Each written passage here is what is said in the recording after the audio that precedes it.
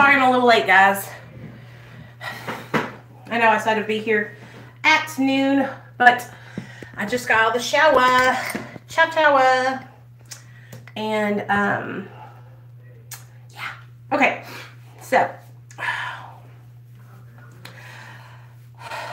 what I was going to talk about, I was going to take some inspiration from Megan. And if you guys don't know who Megan is, I have shared her channel over on the community tab. Megan is in recovery, and she's also a psych grad. She's a super smart girl. I'm pretty sure she shared with you guys this. She is in a medically assisted treatment program.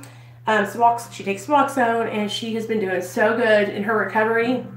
And she's just so smart, you guys. So she did a video, I think last night or yesterday, on public shaming and basically just hate watching, and how in today's society, you know, a lot of people will, you know, almost a mob mentality kind of thing, where here on YouTube, a lot of times it's a lot easier to go against somebody when you have a bunch of anonymous people backing you, right? A bunch of people who co-sign what you believe in.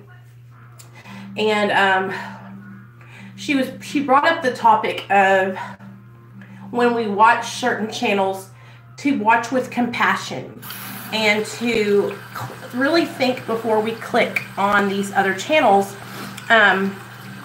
you know, how we're going to comment, what we're going to say. Are we watching them because we are hate watching? You know, are we watching them because we are jealous, or we are we want to disagree? We're looking for something to pick at, right? Or do you understand what I'm saying? Because I know that in today's day and age, a lot of people on YouTube will follow people that they don't really like. And here's what I think, okay? So I used to follow people I didn't like too, because I almost felt like I needed to see what they were doing, right? To keep a tabs on them, to see if they were talking about me or saying things about me, which I am not that important. 99.9% of the time, they weren't even thinking about me, but I was sure thinking about them, right? So what I have done is I've gone through my YouTube subscriptions. I'm subscribed to a lot of channels, you guys, a lot of channels. And I have unsubscribed from anyone that gives me that feeling, you know what I mean? That feeling that I don't like this person, or I don't trust them, you know, or I don't think they're being genuine. See, that's the things that make me want to unsubscribe from people, is almost feeling like they're fake, you know, or overproduced. You know, my channel is called Real Talk Recovery because 99.9% of my content is live streaming and me coming on as a mom in early recovery. Yes, I say early recovery because I've got under 5 years sober, and I share my experience working a program and being on maintenance medication, right? And so my channel is basically just me off the cuff, like what I think about that day, what comes to my mind, what inspires me. If I watch a video that somebody inspires me with, I will come on and I will make a video about it. So this video is loosely inspired by Megan Kilpatrick. Go check out her channel, you guys. Like I said, I shared one of her videos in my community tab. So if you haven't went over and checked her out, give her some love. And I want you other people to know, if you have channels and you are in recovery and you have less than 1,000 subscribers, if you will message me and let me know who you are, I will share your videos over here on my community tab. Now that I have a community tab, I want to use it for just that, the community. And I want to help you guys build your channels because somebody helped me. So that brings me to the part of the video where I say, if you haven't already, please give this video a thumbs up, subscribe to my channel. I would love to have you here. I do live streams every single day. I might miss a day or two sometimes, but for the most part, I'm on it like white on rice. Good, Amanda. Yes, she is a very, very good girl. She's very smart too. So, and she's very open-minded. She understands, you know, the struggle of addiction, and she's very humble, you know. I think it's really kind of hard not to be humble when you're on medically assisted treatment, because a lot of people judge us, you know, and they push their opinions on us, right? But we have to remember that, you know, a lot of people don't understand the disease of addiction. Maybe they've not been in our shoes, and they don't, you know, they don't know how our addiction was. They don't know how serious it was for us, you know. And sometimes you need that little bit of extra help. And that's why I made my channel, because I needed that extra help, and I wanted a connection with other people who were going through the same thing I'm going through. So that's what I want to talk about today. I want to talk about having compassion for others, having compassion for active addicts who are still out in madness. Because if you're a non-addict, yes, it is very hard to understand. It's really hard to understand why an addict would do the things they do, right? Why would somebody hurt themselves like that? Why would somebody hurt their family like that? Well, I want to let you in on what the addict thinks. So in the addict's mind, we're not like, oh, you know what I'm going to do today? I'm going to hurt my family. Okay, I'm going to steal and kill and destroy and hurt everybody in my life that ever meant anything to me. No, that's the last thing on our minds.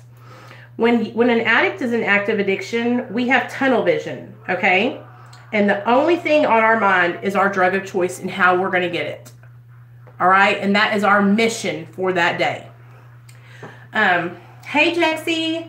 We are not, you know, thinking, oh, you know what I'm going to do? I'm going to go out and I'm going to make my parents disappointed in me, and I'm going to embarrass my sister because I'm so fucked up, or I'm going to steal from my job and make my job fire me. We're not thinking that. What we're thinking is tunnel vision. Again, tunnel vision. I need my dope. I need my dope. We're not thinking about anything else but how we need to get our dope, right? Also, now there's always an exception to the rule, right? There's always that one drug addict who maybe they are doing things because they want to hurt people in their lives, you know, but those people are, I'm pretty sure those people are very far and few in between. And if you really get down to the cause and condition of why they're using, 99.9% of the time, it's because they've been hurt and they don't know how to deal with it. They're struggling with depression. Maybe they're self-medicating. Maybe they had trauma as a child, and drugs gave them, you know, gave them a solution to be able to escape their reality. You know, some people are, you know, in situations, you guys, where they're living in just the poverty level of just poverty, okay?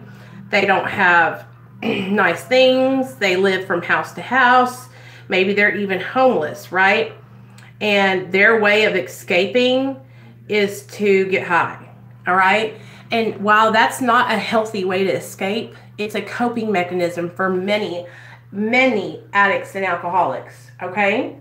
So where you might escape through reading or exercising or going out of town with your family and having a vacation, the addict escapes through drugs and alcohol. And it's really important for people to understand and to have compassion for the still sick and suffering addicts. You guys, I really try to have compassion for people who are struggling still, even when they piss me off. Because 99.9% of the time, if I'm helping somebody that's still in active addiction, they're going to piss me off. because that's just is what it is. But you know what? This is what I try to do, you guys. I try to remember what it was like when I was in that situation. Okay? I try to remember how my life was when I was in active addiction. And then I try not to judge. Because, and you'll hear me say many times, like, I've been there. I've done that. You know, when I was in active addiction, I was really flirty, okay? I was always seeking attention from the opposite sex. Like, I wanted all the guys to like me. So when I see a female who is almost competing for other guys' attention, I see that myself in that person, because I used to do the same thing when I was in active addiction. Oh, honey, I wanted all the boys to like me. I wanted all their attention to be on me. And if you came and tried to get my guys' attention away from me, honey, I was going to wag it all around. They weren't going to be stopping looking at me because I was going to get their attention, right? I can remember this one instance in particular. There was this guy named Casey that I ran around with all the time getting high, right? And he had this girl over his apartment, right? And me and him had been like on a meth bender all weekend long. Hey, Terry, what's up? Welcome, girl. Welcome. I'm so glad you're here. We had been on a bender, staying up all night long. You guys, Terry's on she's trying to taper from her Suboxone, and she just got switched to generic Suboxone, and it has just been, she's been having not a very good experience with it because the strips are really thick and they're not melting under her tongue like they should. So we met in the comment section of somebody's video talking about the generic Suboxones and how Terry, in just a second, I'm going to talk about that. So let me finish the story about the attention from the guys. Okay. So when I was in my active addiction, like, I wanted all the guys to see me. I wanted to be that girl that everybody wanted. Right.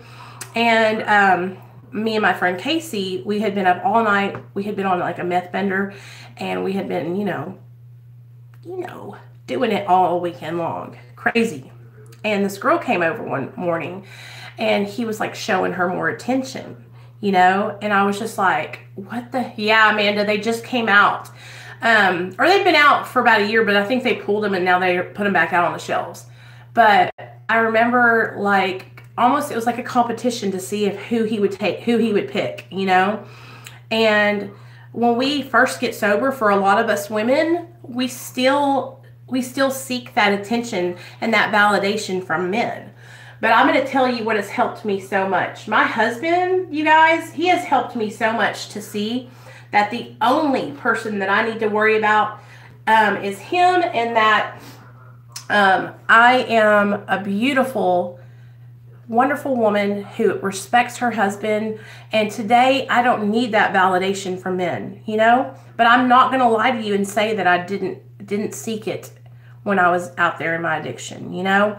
And even at the beginning of my sobriety, when I would go to meetings, like my first year in recovery, I still had that, like, I wanted the guys to see me, you know? I wanted them to be like, oh, that's Nicole. She's got a good story, you know? She's got good sobriety. You know, I still was seeking that validation. But now what I try to do in our recovery community, I try to keep myself with the girls, you know, and I try to not flirt with the guys a whole bunch. And if y'all have noticed, I'm kind of like, I kind of really don't fuck with the dudes in our recovery community. And it's not because, you know, I don't like them or anything, but it's just because I think it's just safer to stay with your girls, to stick with the women, because guys don't understand what us girls go through in active addiction. They don't know what it's like. You know, it's a lot different for women than it is men in active addiction. And so I think it's always safe to stick with your girls and to get you a good, get yourself a good foundation and a good group of chicks that you can relate to. If you're a girl, that will help you stay accountable and will help say, hey girl, I see you acting like a hoochie mama. You need to get back on your, get back right? It's just life, you guys. When we first get sober, it's like, it's hard. It's just normal. It's normal. But when you start realizing it in yourself and you become self-aware enough to make the changes to be different, that's when you're growing and you're changing. So the fact that I can look back on that and even say like, hey, yeah, there's some times where I almost felt like I was in competition. You know, there's no competition here on YouTube, okay? That's why I want all of you guys that have smaller channels to let me know what your channels are so I can share your channels in my description. In my community tab. If I find a channel, you guys, and it's smaller than mine, real talk. I share bigger channels too, but this is just to help you grow your channel. I will share your videos over here on my community tab. I just got the community tab. You know, I'm really proud of it. Got my 1,000 subscriber community tab, and I want to share that shit with you guys. So, okay. Now, I want to talk to you guys about, so now that Terry's in here, hey Clancy, we'll talk about Suboxone and, you know, how to take it and what my doctor, this is all from my doctor, has recommended to me. So I have taken the generic Suboxone strips before, but now what I'm on is the pills.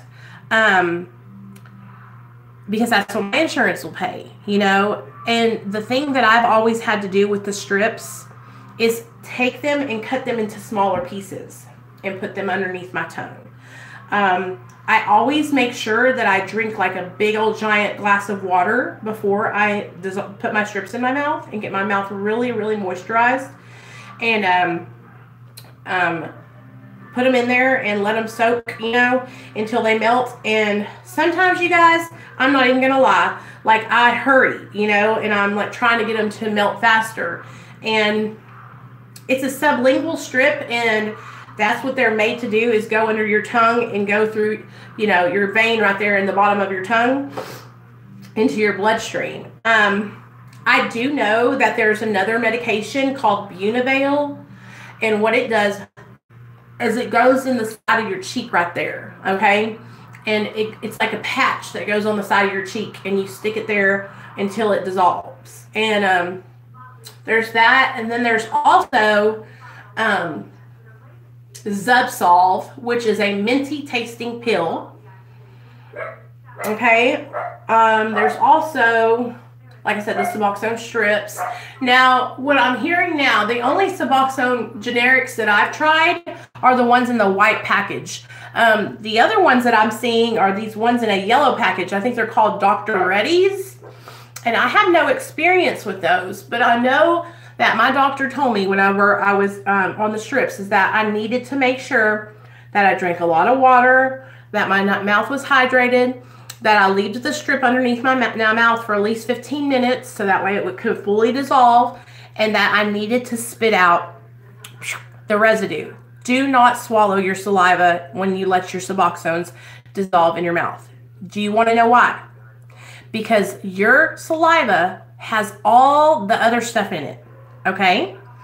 And it will make you constipated even more. Spit out that shit, you guys. Please do not swallow it. I swear to God. I promise you. I promise you. It will make you so constipated. Like, you don't need that. I spit. Because listen, here's how I figured it out. So my first year on Suboxone, and I've been on Suboxone for about 3.5 years, you guys. So I've asked my doctor all these questions. So I'm not bringing you anything that I haven't already asked my doctor about. So me and Neil, we would do the same thing because my husband's on Suboxone also. We would swallow the saliva, right? And my stomach would be so just upset from swallowing the Suboxone saliva. All the medicine is already soaked into your bloodstream by the time it dissolves. So once you sit there and just look under your tongue and it's all dissolved, spit that stuff out. It's just all the extra filler and all the other stuff that goes along in there. It's not anything that, you know, is going to get you even more of a dose, right? It's just the extra stuff that you don't need. So spit it out, because like I said, it'll increase your constipation if you're suffering with that. Now, I struggled with constipation the first year I was on Suboxone because I was swallowing the shit. And then one of the girls came into the group. Selfless, caring, kind, and beautiful soul. You're my favorite YouTuber. You do so much for the community. I've been watching you for weeks. Oh. Thanks, Sam. I'm so glad you're here. I really appreciate that comment. You have no idea how much that means to me. That it literally means the world to me. And I love you so, so much too. And you know what I would love for you to do? I would love for you to email me so we can talk personally. So my email address is in my About Me in the description box of my videos. So shoot me an email or DM me on Twitter or Instagram so we can talk one-on-one, because I love getting to know people from my channel, and it means so, so much to me for you to say that, because I want to help people, and that's all I want to do over here on my channel. I feel like I got a little bit off track for about a month because I was just in a negative headspace. But the reason I made my channel is because I want to help other people that are struggling like I used to struggle. And I want to help people who are on Suboxone and Methadone not feel alone and not feel ashamed, because there's nothing to be ashamed of needing the extra help. And I'm going to tell you guys, like, for the longest time, I was so afraid to share that I was on Suboxone. The first year I was sober, my sponsor wouldn't let me have a Facebook. And it was probably a great idea too, because I wanted to come on and I wanted to talk with other people who were just like me. But when I started sharing that I was on Suboxone, I got a negative response, you know? Thank you, Sam. And that's what I'm like, thank you. Thank you so much. Please message me, okay? This is like a journal for me, you know? Coming on here and talking to you guys is like me talking to my best friend on the phone. You know, you guys help me to maintain, you know, you help me stay on the right track. And I'm grateful for you guys. You know, might not realize it, but you guys help me more than you'll ever know. And thanks, man. You just made me get all in my feelings. Thank you so much. Y'all know how emotional I am. I can't help it. I just feeling so, you know, much now, because I don't know about you guys, but when I was in active addiction, I was loaded 24/7. You know, if I had the dope or I could get the dope, I was on the dope. And I would just totally knock out any kind of regular feelings I had, you know, because I just didn't want to deal with my life. You know, I was thinking back to why I started using drugs and alcohol and what kept me going back, right? So we're going to shift gears a little bit here. Y'all stay with me, all right? Y'all stick with me. I was watching Jexie's video about, if you guys aren't subscribed to According to Jexie, go over and subscribe to her channel too, because she's got great content on her channel. Very organized. Good channel. So I was thinking back to why I started using drugs and alcohol, right? And how when I was younger, I just felt like I needed to be a part of, right? And everyone that I was going to school with was partying, you know? It was that stage in our life where us girls were finding ourselves. We were starting to flirt with boys, get boyfriends, and we were trying to be skinny and pretty and just trying to be older than what we were, right? It was that stage in life where, like, you just want everyone to see you and everyone to like you. And I was on the, I was on the dance team, and I was in the marching band, and I was on the basketball team, and I was in the fast pitch softball, and I was doing all these extracurricular activities because my dad had heard that if you get your kids in extracurricular activities and load them up to where they don't have time to do anything bad. That was my dad's whole thinking process, right? Load her up. Sorry. Keep her busy so that way they'll be so busy that they'll be so tired when they get home they just knock out, right? And at the beginning that worked. At the beginning, me and my sisters were so focused on sports and band and other things, that Girl Scouts, all that. I did all that we didn't have time to do anything else. But once we got older, into 10th grade, 11th grade, we started being able to kind of pull away from that, right? And that's where things started going awry for me. It was about 10th grade. I started seeking out a way to feel confident, because I didn't feel confident. I've always been a chunky girl, especially when I was younger. I've always fluctuated with my weight because I love to eat. And the kind of family I was raised up in is, my dad is Italian, 100%. Okay. My mom is Mexican, 100%. So I grew up in a family where eating was the center of everything. We celebrated with eating. We mourned with eating. We, everything was around eating and large meals and family time, right? Everything was just like us gathered around the table, manja. So when I got to be a teenager, I really, really wanted to be skinny and fit in. Hey, Amber. And be like the other girls. The other girls were wearing makeup. The other girls were popular. And I didn't feel like that. I felt like I didn't fit in.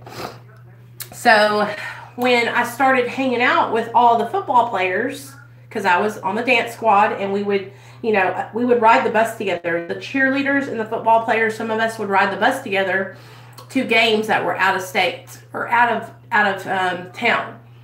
And when I started partying with all those people after school, right? Hey, Courtney.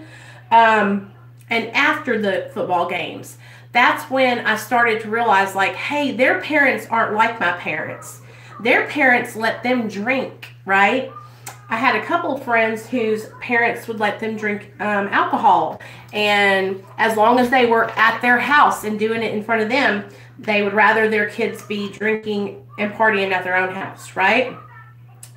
And so this was a whole new concept for me, y'all, because my parents, homie, didn't play that. Hey, Share Bear. My parents didn't drink alcohol. They didn't smoke cigarettes, nothing. So they were not too keen on the idea of their 16-year-old, 17-year-old daughter having parties at the house. But I had friends whose parents did let them have parties at the house. And that's where my life shifted, because I met these people who were allowed to do grown-up things, right? And a lot of those people turned out to be drug addicts and die. A lot of the people that I used to party with back in the day, you guys, have overdosed and died. And then some of them didn't become addicted. But that's how it all started out, was, partying after school and getting high before games, and all that. So opiates didn't come around until I was 20-something. And, well, no, I had opiates when I got my teeth pulled when I was 17. And that's where I first realized how amazing opiates were. and how good they made me feel. But I didn't know where to find them. You know, I found cocaine and meth really easily here where I live. But, and those were more of my go-to because I could get drunk and party with the guys, and then I could sober up and do some cocaine, snort a line. You know what I mean? And so that was my whole thing. I was known as like Nicole, the party girl, you know. I ended up getting suspended from school and blah, blah, blah, all kinds of stuff. So y'all know the story. I have a 4-part series here on my channel called My Addiction Story, The Ugly Truth, or something like that. The truth about my addiction or something. But it's literally a 4-part series, about 4 hours long. And it's worth a watch. It's worth a watch if y'all are interested in watching. But everybody starts out differently, right? My sister gave me crack for the first time at 12. Yeah, Courtney. See, I can understand that too. Me and my sister, we used a lot together also. At that time, my sister, I was about 17 and Michelle was probably 15.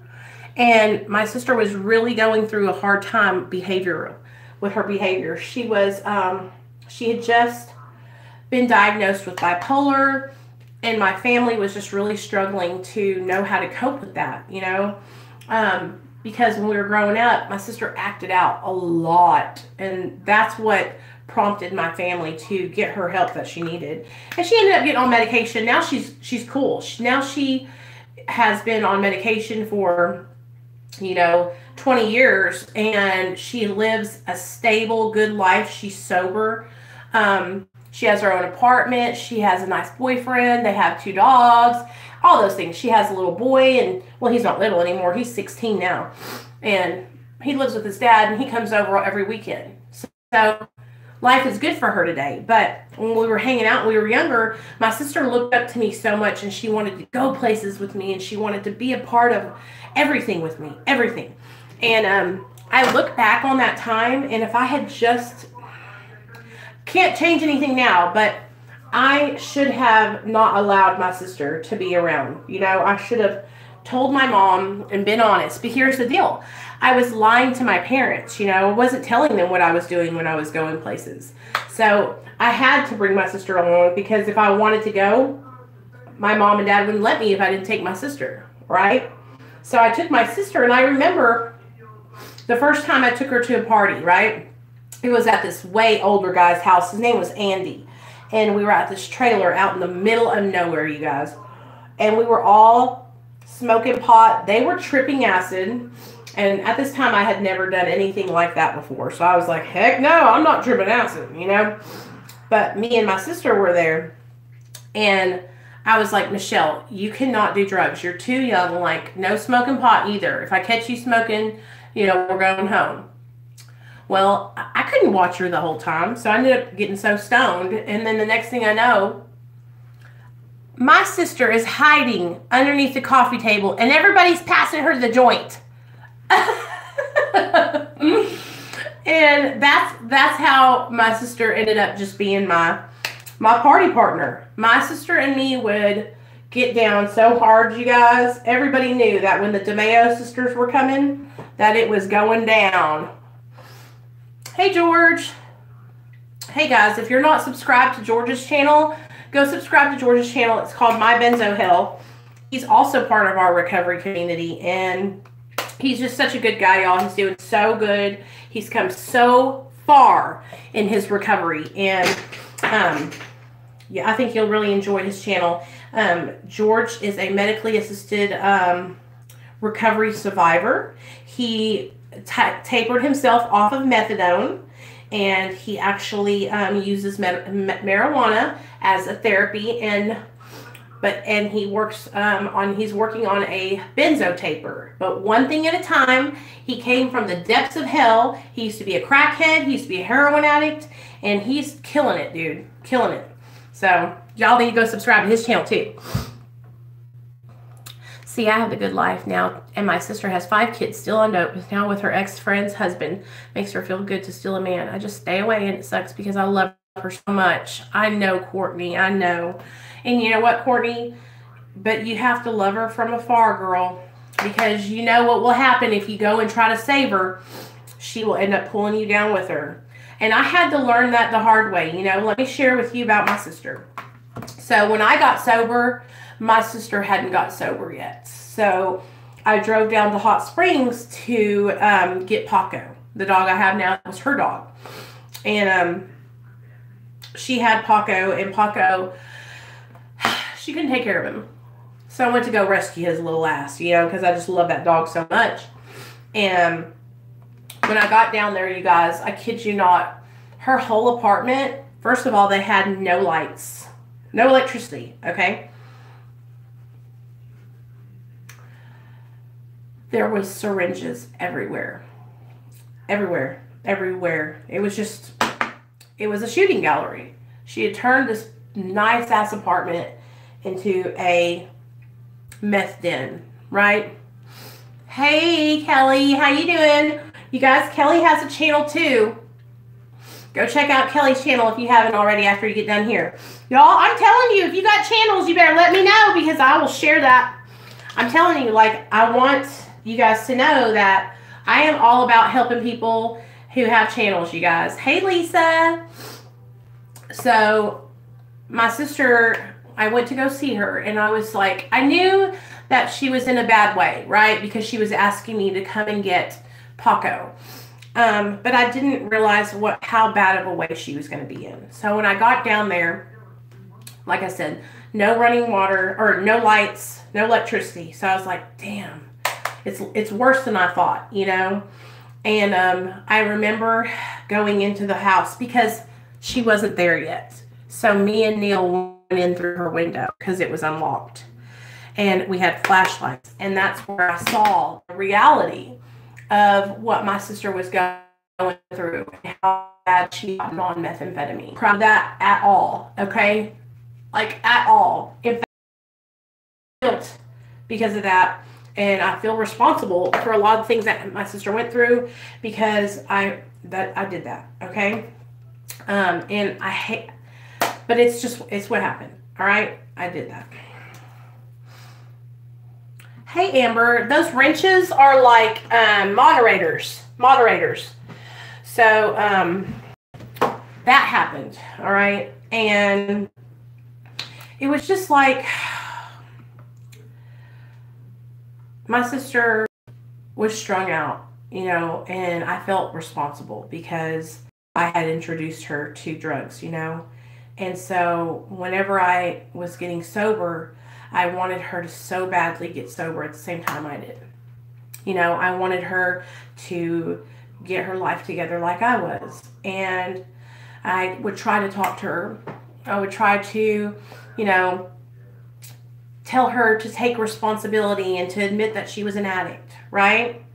And let me just tell you, that's the worst thing you can say because if somebody's not ready to admit that they are an addict and you're like telling them that they are, oh mercy, no, they don't like that. So it wasn't, why is that patchy right there? You see that spot right there? It's kind of like, looks like there's no product on there. Hold on. She did not like that. So we stopped talking and a year went by. I got Paco and a year went by and she got sober. And my sister got sober differently than I did. Like, I went to treatment, you guys, and I got put on medically assisted treatment, and I went to meetings, therapy. Like, I had to go through, like, several different programs to get my life back together because, like, there's just so many layers to my addiction, so many layers to the trauma and the guilt and shame that I had, you know, especially surrounding my son and my sister because I felt so guilty and shameful because I used while I was pregnant with my son and because I, you know, got my sister hooked on dope. I felt responsible, you know. And now today I know, guys, that, like, I know that I'm not responsible for other people's actions, and I know that I know that the situation with my son, that all that's forgiven, right? It's water under the bridge. I can't change it, right? But what I can do today is share my experience while I was pregnant with you guys and being an active addict, and encourage other women who are struggling with the disease of addiction while they're pregnant to reach out and get help, right? Because when I was out there in the madness and I was, pregnant, I could have lost my son. My son is a miracle, he was a miracle baby. Like I said, he was a miracle. God performed a miracle in my life when my son was born sober and not under the influence of drugs and alcohol, because I was not being a good mom. Hey girl, you know what, Anonymous, that's a good, or Terry, that's good. But you know what, I want to tell you something. If you did get pregnant and you were on medically assisted treatment, you can get switched over to Subutex, and that is a safe alternative, right?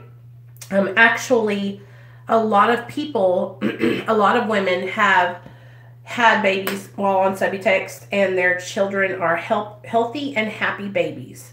So, I do see why, that's the ideal goal, right? To taper and then have a baby.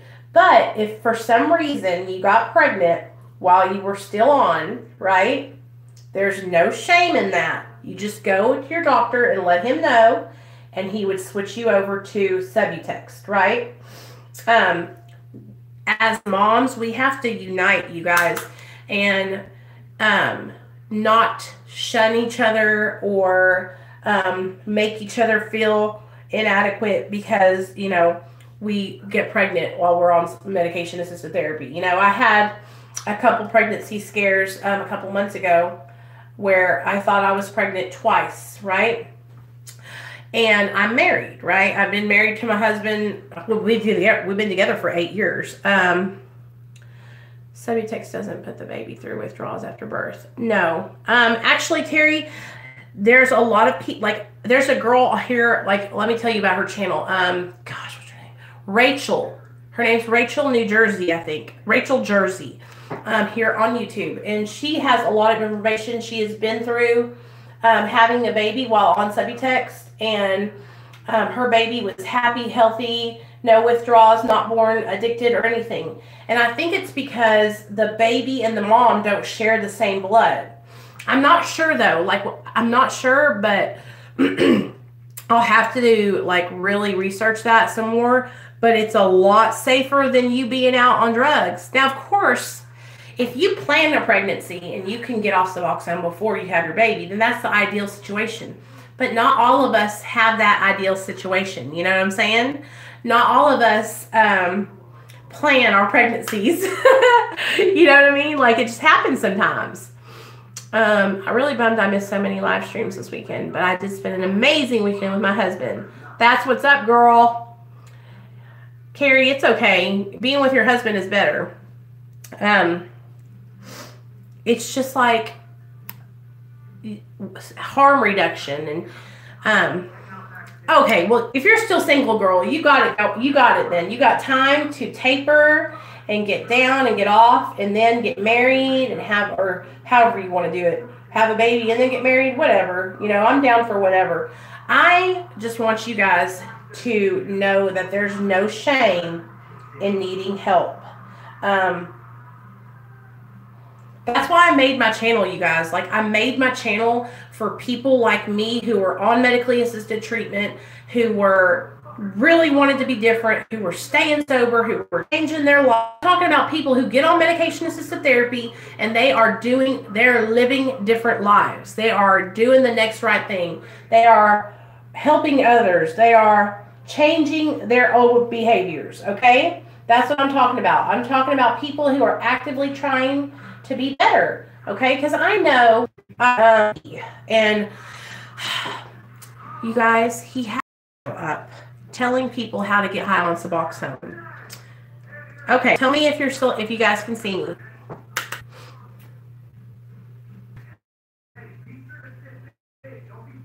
Up on it to not take it as prescribed. Okay, I think it's raining outside, guys. Yeah, that's what's happening. It's raining out. You guys want me to jump off? Are y'all still in for the long haul? Because we're gonna finish this face and then we'll end the live stream. So anyway, his whole channel, I was going on there to see what his channel was about because I found him because I was looking for Suboxone channels, people that were talking about medically assisted treatment, right? And he was showing his Xanax and talking about abusing his medication. And I thought, don't do that. Like, you guys, please, if you're trying to get sober and you're on medically assisted treatment, do it the right way, because you're only prolonging your situation if you like. Good deal, Jexie. If you're overtaking your medication or you're abusing your medication, you're not getting the help that you need, you know, and what's happening is you're not learning, you know. So we all go through it. At least I did. I'm not gonna hold on, Nicole. Don't speak for everybody. I went through a struggle, right, where I was taking my medicine and I was running out early because I was overtaking it because I felt like if I took more, it would make me feel better, right? And that's just not the case. When Suboxone gets into your system, it builds up, right? And you have a ceiling effect where nothing can go over that. So you're just basically wasting all your medication if you're taking it 3, 4, 5, 6 times a day. I dose twice a day, once in the morning and once in the evening, and that's worked best for me. I know, Jexie. I'm so proud of you, girl. I wish I could do that. I'm so lazy. I'm not going to lie, you guys. I struggle. I struggle with motivation. What I need is a workout partner that lives here with me, that lives in my town, that we can go and do stuff together and get skinny together. Oh, listen to me, George. You can't stop these folks from disliking my videos. I've got so many people on my channel who troll my channel. I'm used to it by now. I live in Arkansas. But I was born in New York, girl. I was born in New York, but I live in Arkansas. And I've lived here for 20... Let me see, I'm 37. Oh, I've lived here for 32 years. So when I was about 5 or 6, we moved here. And yeah, I love it here. I like it here. It's cool. It's not cold. It's like a good climate. Like, it gets cold, but not too cold. So, you know what I was thinking we should do, you guys? Listen. Okay, hold up. I got 12 people on this channel right now. Listen up, you guys. I have 2 channels, okay? I have another channel. If you'll go into my community tab today, scroll down and find my channel, right? I have a channel called Real Recovery Talk Live. And what I want to do with that channel is I want you guys who are in recovery to share your stories. I want you to send me videos so I can upload your stories to that channel. And we can make it a community channel of all your different stories. Okay? Hey, Leonard. There's Her Opiate Fix, you guys. If y'all haven't gone over and subscribed to Her Opiate Fix's channel, he's our triple OG. Got 21 years sober from heroin. He's a real one. So go subscribe to his channel too. So I want to do that with you guys, and I want to have all kinds of different people to come on and share their stories. All you have to do is record a video of yourself and send it to me. Email it to me, text it to me, tag me in it, whatever you got to do. And I will somehow figure out how I can upload it to that channel. Or, this is an even better thing. If I can trust you guys, I'll give you the password and you can log on, record your video and upload it and then sign off. But I'm not sure that's a good idea. Probably what we're going to do is you guys are going to upload the video. Yeah, Sam, that's what I want to do with it. I want to use it to spread a message. And I want all you guys to send me your videos. I want everybody's story, okay? I want everyone's story. I don't care if you use medicine-assisted therapy. I don't care if you smoke pot. I don't care if you worship trees and eat shit to stay sober, okay? I don't give a damn. I want your story, okay? I want your story, and I want to spread a message where we do recover, and that way the more people, because I'm going to share it over here on my community tab, right? And so people from my channel are going to see it. And people, I might not have 1 million subscribers, you guys, but people see videos, believe that. And the more people that we can get that are still in active addiction, because I have several people who who follow me who are still in active addiction, we can inspire them to change their lives and get sober, you know, and that's the whole thing. We're trying to inspire people, right, to help them better their lives. So that's what my other channel is going to be for. I was going to just use it for live streams, but I thought, you know what, let's not be selfish. Let's give the people something else, right? Let's give the people a way to share their story. You know, maybe you're too scared to make your own channel. Maybe you're just not ready for that point, but you still want to help others. The way you can do that is by sharing your story, okay? You don't have to go out and make a channel. You don't have to be a YouTube star or whatever you want to call it. All you got to do is share your story, you know. You would be so surprised how many people are looking on YouTube and are looking for other people's stories from addiction, you know, other people's recoveries from addiction, you guys. I'm serious as a heart attack. You know why? Because I do it. I look for people's channels that are recovering, and I comb the internet looking to find you guys and to find your channels, so that way I can connect with you guys, because it's so... Is it Amanda? So tell me, Amanda, how did each one of you guys find my channel? Is it because you were searching for Suboxone videos? Tell me, I want to know. Because here's the thing. When I look on my analytics, that's what it's telling me. It's telling me that you guys are finding me not because of my video titles, or not because of, you know, the community, but because okay. Okay. That's what I'm saying, Jexy, is that I was looking on my analytics, and the way people are finding me is through searching like that.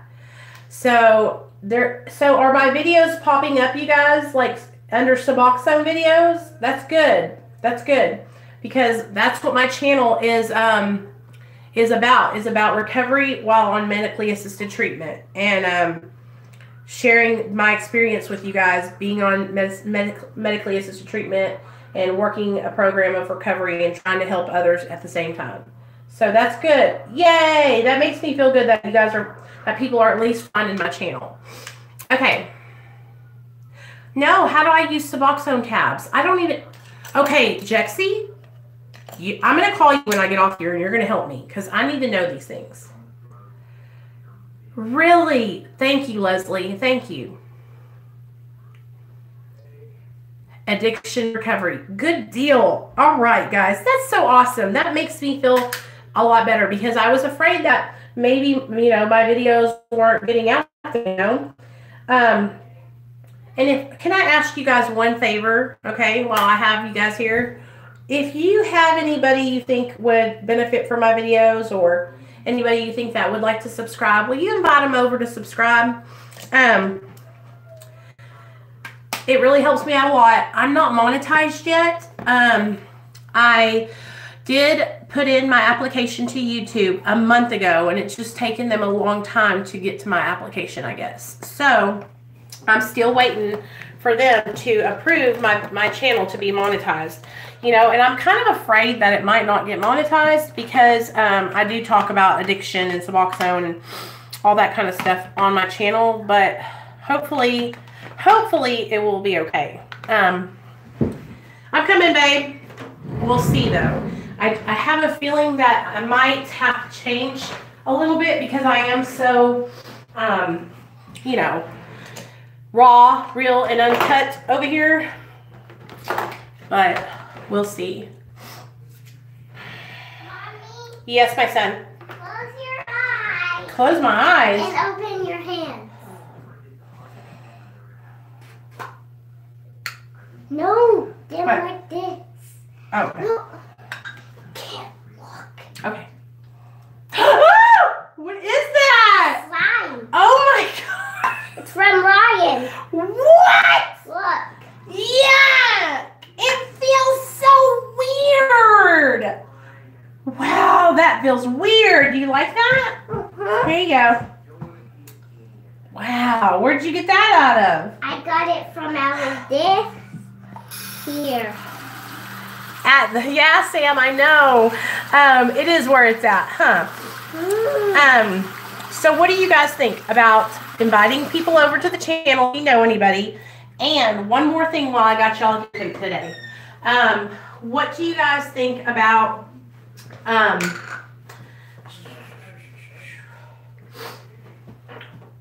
there we go. Okay, so I'm still gonna wait on like Patreon content because I just don't feel like my channel's gotten to a point where it's big enough to do those kind of things, right? But yeah, okay, so invite people to the channel, you guys, and like I said, if you have a channel and you want me to share your videos on my community tab, please message me with your videos so I'll know, okay? I want you guys to know I'm totally open to sharing that. And if you do watch my channel and you're searching for other channels, check out my community tab because I share other people in the community's videos on my community tab. So if you're searching for people's content, right? Sam, you're so sweet. Okay, guys, but I'm going to go downstairs. I'm going to make Neil and Nate some breakfast. We're having brunch. And tonight, we'll go live tonight at 8 p.m. So be back here tonight at 8, okay, you guys? I love you. Thank you so much for just being a part of my channel and for all the nice comments that y'all leave me. You have no idea. They do not go left unnoticed, okay? I try to go through and heart your comments and respond to the ones I can. It's okay, girl. It's okay, Lydia. It's okay. Okay? I got you. All right. 8 o'clock tonight, 8 p.m. Central Standard Time. You want to say hi to everybody, Neil? Slip past keto since you're saying that. I just got one. There's Neil. Hi. Okay. Tonight at 8 p.m. Okay, guys? I love y'all. I'm proud of you guys. And